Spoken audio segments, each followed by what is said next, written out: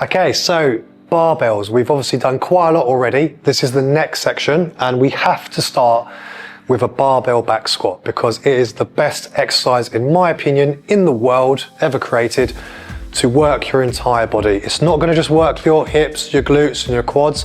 No, it's going to work your entire upper body because you have to stabilize that weight on your back as well as your core and essentially everything. It's a total body movement. It's a multi-joint movement, and if done correctly and safely, you will yield the benefits.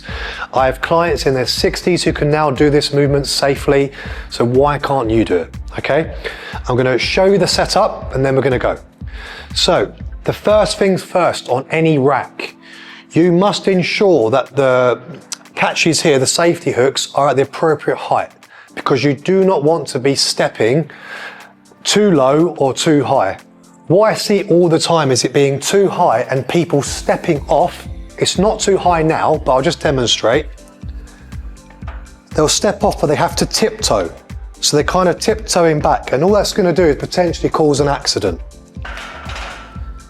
So it's always better to have it a little bit lower. So even though you feel like you've got to scoop underneath it, at least you're not tiptoeing it off. So I'll demo that quickly.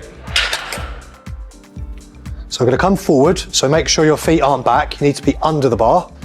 So what people will do is they can't reach it, so they start to tiptoe. Obviously for me, I can reach it, just about, yeah? But if you're this height and you're trying to lift it up, it's not going to come out, is it? So you're trying to tiptoe it off. It's not safe. So make sure that it's set at a lower level, okay? So let me just quickly change the height of these because again, you don't need to feel embarrassed about doing this. It's all about safety, okay? And having things set up in the correct manner. Then it's a seamless process. So now I'm gonna come under the bar again, feet forward, stand up, and then walk back. There's no tiptoeing whatsoever. Okay, so we run through the setup for the height of the bar. Now we're going to do hand placement. So it's very important to make sure that you get this right. If you have a very wide grip when you hold the bar, you've not got much stability. The whole point of holding this bar on your back is that you have quite a narrow grip because that's going to keep that bar tighter on your back and it's less likely to roll. So on all barbells, there are normally 2 rings, okay? For most clients, unless they're taller than me, let's say 6'2", 6'3" plus with a longer arm span and reach, we have our little finger just within that first ring there on the barbell. So that's where you want your hand placement. Unless you're a lot taller, you then have your hand, your middle finger, just on the inside of that second ring. It's a key thing to remember, okay? So once we've got the hands where we want it, we can then get back into that squat position and come under the bar, okay? So now I'm gonna step under, bring those feet forward, and from here, I'm just going to adjust the bar. I'm going to look in the mirror to see where it is on my back. Now, there's a couple variations. You can have a high bar squat, so quite high on your neck, or much lower. I like it in the middle. It just really depends on what you want, okay, and what works for you. From here, we're going to stand up and then walk back, okay? So just checking, first of all, the position of your hands. So my hands haven't moved, that's great. And watch my elbows. So I'm going to bring that bar down, and that's brought my elbows back slightly. So I don't want to be relaxed. If my elbows are forward and flared, I'm really relaxed. It's likely to roll back in my hands and probably cause a shoulder injury. So keep it nice and tight on your upper back and pull down, okay? So now we're nice and stable here. That's not going to move, whether there's weights on it or not. Next up, foot placement. So again, most PTs and coaches will teach you to stand with a shoulder width position. Now that doesn't work for everyone because hip mobility and flexibility can be an issue. So you can go slightly narrower or even wider. And what I'd recommend to do is to try all 3 and find what works for you best. For me, I like just slightly narrower than shoulder width stance with my toes pointed out. Never have your toes forward or in, that's just going to mess your knees up. So always have a slight twist out of the foot. Once you're happy, you can then begin the squat. Okay, so feet are set, hands are set. Now it's the last part of the prep before we do the squat.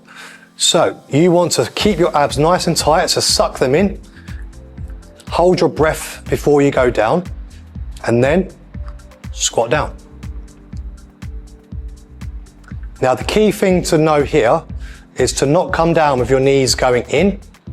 You must almost always push the knees out, okay? And your bum is being pushed out. Imagine there's a seat and you're trying to sit on it. What you're not doing is this, you're not going forward, okay? Because you're gonna lose your balance. You are going backwards. So push the bum out. Now ideally you wanna go to 90 degrees or parallel to the floor. But if you don't have that hip mobility or strength, just start where you can. A quarter squat or a 3/4 squat. Or if you've got that mobility, all the way down, okay? Now as you can see, as I'm going, the bar's moving a little bit because I'm just getting warmed up, but the more you tighten that bar on your back, the less it will move, because as soon as you relax your hands and arms, it's gonna roll, okay? So again, let's show you some more squats.